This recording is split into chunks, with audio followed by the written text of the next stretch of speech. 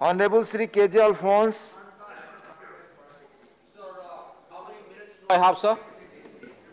10 minutes. Pardon, sir? 10 minutes.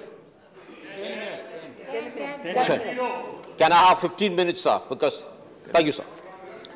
Sir, I believe that this bill is an ultimate tribute to federalism. Water is the most important resource that nature has given us. In fact, water is life. In fact, when we go exploring the universe, the first thing that we explore is there water? So water is a source of life. For 75 years, India, we have not been able to arrive at a consensus on a regulation on controlling water. Big dams are basically water bombs. We have not been able to control it. So, and therefore, it becomes the responsibility of this House and the Parliament to pass a legislation. And did we do it right? 2 states, Andhra Pradesh and West Bengal, passed a resolution in the Assembly saying that there is a need for a central registration, and therefore this House has taken it up because 2 assemblies have passed a resolution. And therefore, this bill is constitutional, and the way the government is drafted it, so it guarantees everything that the Constitution really requires. This is a tribute to federalism, let me say. Take, for example, Clause 52. It empowers the central government to make rules. Clause 53, it empowers the state governments to make rules for the fulfillment of the objectives of whatever is being said here. And Clause 54, it empowers the authority, which is the National Dam Authority, to make rules. Therefore, sir, it is an absolute play of federalism here, empowering the central government, at the same time, empowering all the state governments to do this. So, everything that is required for control of dams to regulate it, everything that is required is in the bill. All the clauses, central government can take action, state government can take. But, sir, I would like to bring you to the attention of the Honorable Minister. So, you have Schedule 1, which contains the powers of the central government, of the Central Dam Committee. Schedule 2, which lays down the powers of the State Dam Committee, and Schedule 3, which lays down the powers of the Central Authority. But, sir, I think there should have been a Schedule 4 also, which would have laid down the powers of the State Dam Organization. I mean, that is my feeling. If that can be incorporated, I think it will ensure that the powers of the State Dam Organization is also clearly spelled out here. So, Section 36 of the bill, it also lays down emergency plan that is required to be drawn up by the states. Clause 36, sorry, thank you, Shivaji. Thank you, Honorable Member. Clause 36 also lays down emergency plan that must be drawn up by the state authority, by the state committee, and by the state organization. And I think, therefore, all the necessary legal powers are granted across from the central government to the state government to the various authorities. Sir, I do not understand why you have laid down a clause after Section 56. May the Honorable Minister may like to explain in his reply. See, this is a power to remove difficulties. Whenever we make a law, we have a saving clause saying the government will have the power to make rules. But here, the proviso of the Honorable Minister says, provided that no order shall be made under this section after the expiry of 3 years from the date of commencement of this act. I said, sir, I think this is tying the hands of the central government and also the state government. I think, sir, that proviso possibly need to be deleted, because why should we tie our hands? After 10 years, suppose we want to bring about some changes in the regulations, why are we tying our hands? And therefore, possibly, if you think fit, sir, that proviso can be avoided. So, I would like to bring to the notice of this Honorable House a very important issue of human existence. And I want intelligence from all my fellow MPs from Tamil Nadu and Andhra Pradesh. Please hear me with patience and also with compassion, please, with compassion.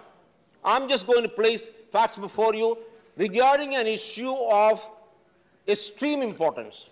Sir, this is regarding the Mullaperiyar Dam. Sir, we've been. Please take your seat. I'm coming, John. John, thank you. I'm Please coming. speak to the chair. Mullaperiyar, sir, I would like to speak about the case of Mullaperiyar Dam. Sir, this dam is situated in Kerala. In 1886, the Maharaja of Travancore, he executed a lease deed with the Secretary of State of the British Empire, leasing out 8,000 acres of land in Kerala to Tamil Nadu to build a dam, and all the water from this dam would go to Tamil Nadu. Fair enough. And the amount of money, lease deed that was fixed was 40,000 rupees. I have no complaint. We become independent. In 56, Kerala becomes a state. In 1970, Kerala voluntarily signed a supplementary lease agreement saying Tamil Nadu will have not only the water, you can also produce electricity, and that power is given to you, and the total lease deed annually for this entire 8,000 acres of land is only 2,50,000 rupees. Doesn't matter. In fact, I live in 2 Lodi estate, and Jorbag is next door. 1 square meter of land in Jorbag is going at 15 lakhs per square meter. And 8,000 acres of land in Kerala is going at annual rental of 2,50,000. Does it matter, sir? According to me, I will appeal to the Kerala Chief Minister to make it free. Why should we collect this amount? Water is a national source. It belongs to the people of India. If there is plenty of rain in Kerala, which God has given, nature has given, in fact, we have excess rain in Kerala, that water should be shared with the neighboring state of Tamil Nadu, free. And therefore, please, Mr. John Buttas, who has been trying to speak here, please take your seat. I'm capable of saying what I want to tell. Therefore, please persuade your Chief Minister to execute a supplementary agreement by which the water will go free. Now, sir, Kerala depends on Tamil Nadu for everything, sir. For our existence, we depend on Tamil Nadu. All the food that is eaten in Kerala, sir, is either produced in Kerala or comes to Tamil Nadu. All the vegetable that is consumed in Kerala, sir, is produced in Tamil Nadu. Sir, and our own language, Malayalam, it is only about a few hundred years old. It is evolved from Tamil. And therefore, sir, we are completely obliged to Tamil Nadu for our culture, for our existence. And again, in a lighter sense, if liquor doesn't come through Tamil Nadu, Kerala will go crazy. Because we have the largest consumption of liquor in Kerala, and even for liquor we cannot depend on Tamil Nadu. Sir, I am deeply obliged.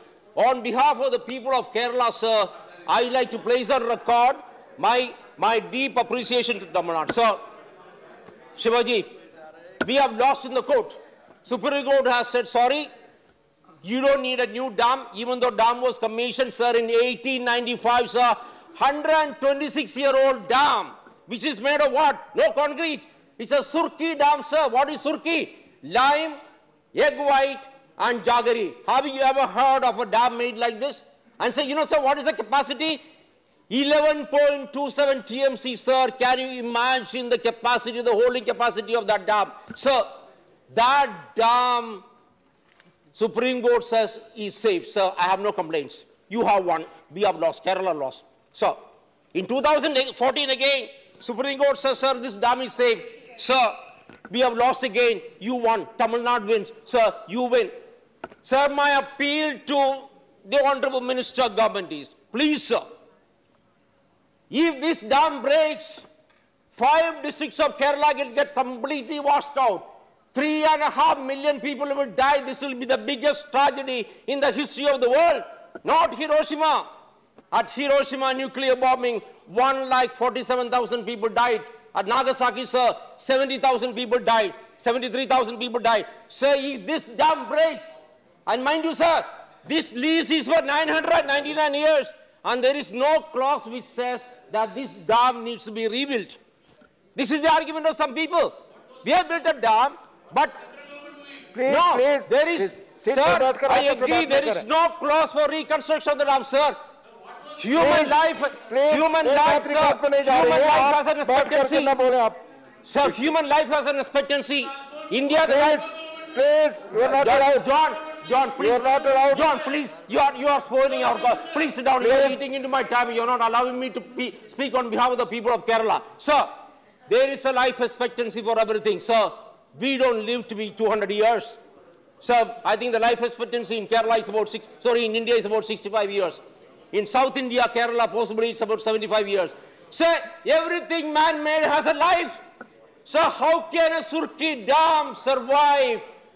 125 years, sir, it is survived. Sir, the entire people of Kerala, 35 million people, they go to sleep every day, sir, with these nightmares, sir, they don't sleep. Because 3.5 million people would die. I appeal to my fellow brethren in this honorable house, sir, please go back to your people, please go back to your assembly, please go back to your government, please. All the water, sir, from that dam, we will build a new dam. I discussed with the Chief Minister. Sir, we will build a new dam just about 1,300 meters down line. Sir, you take all the water you want, produce all the electricity you want. You want to come and fish there, please come and catch fish. Take everything you want, sir. But please, sir, let Keralites sleep peacefully, sir. Please, my appeal to you. Sir, in 1999, that's the year when I got into IAS, and I was sub-collector of this area where the Mullaperia Dam is located. Sir, on 2012-2079, the Tamil Nadu officials and the Kerala officials met. I'm placing it on the table of the House. A decision was taken to construct a new dam, and the location of the dam was also decided. Sir, a lifetime, nothing happens. Here I'm placing on the table. Sir, here is the discussion. Minutes of the meeting of the Central Water Commission where all the state government representatives are present. This is dated 29th of April 1980. Sir, 42 years. Sir, it is decided in the long term that a dam is necessary. Here, sir, I'm placing it on the table, both these records. Please, sir, save us. Honorable Minister, you are an extremely capable person. Please take it up as a central issue. It's not a question of life of a few Keralites or a few Balus out there. Sir, please take it up. Please take it to the Prime Minister. Please take it to the country. India is one. Sir, we are one. We are all one. We all come from different places. I was conceived in Maharashtra, delivered in Kerala, studied in Shillong. I got into the IAS, Kerala Kada, worked as Commissioner DDA, became an MLA in Kerala. Now I am an MP from Rajasthan, sir. We all belong to this country. This country is ours. India first, sir. Sir, India first. We need to protect every life. And we have failed. Sorry, sir. We Kerala, we have failed. We people have failed. Sorry, I'm using a very unparliamentary word, sir. In Kerala, Please. Sir, in Kerala, we don't touch anybody's feet because it is not our practice. I respect greatly the practice of North Indians when they go and touch feet. I think it's a great practice. I'm willing to go and touch the feet of everybody in this house. And to Tamil Nadu say, please let us leave. Please. And I support this bill hugely. And Honorable Minister, please take up our case. Thank you. Mani Nadimul Haq ji. Please.